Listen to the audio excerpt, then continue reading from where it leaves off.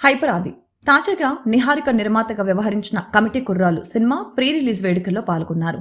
ఇక ఈ కార్యక్రమంలో భాగంగా హైపర్ ఆది స్పీచ్ తో ఏపీ రాజకీయాల గురించి మాట్లాడారు.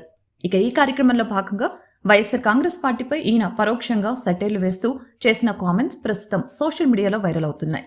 ఇక ఈ కార్యక్రమంలో భాగంగా హైపర్ ఆది మాట్లాడుతూ నిహారిక అచ్చం తన బాబాయ్ పవన్ కళ్యాణ్ గారి మాదిరిగానే ఉంటుందని తెలిపారు. ఆయన ట్రెండ్ ఫాలో అవరు, సెట్ చేస్తారు. ఇక నిహారిక కూడా తన బాబాయ్ లాగే ట్రెండ్ సెట్ చేసుకుంటున్నారని తెలిపారు.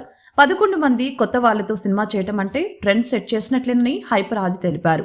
11 మంది హీరోలంటే ఇప్పుడు రీసెంట్ గా ఇండియాకి 11 మంది క్రికెటర్లు వరల్డ్ కప్ తెచ్చినట్లు.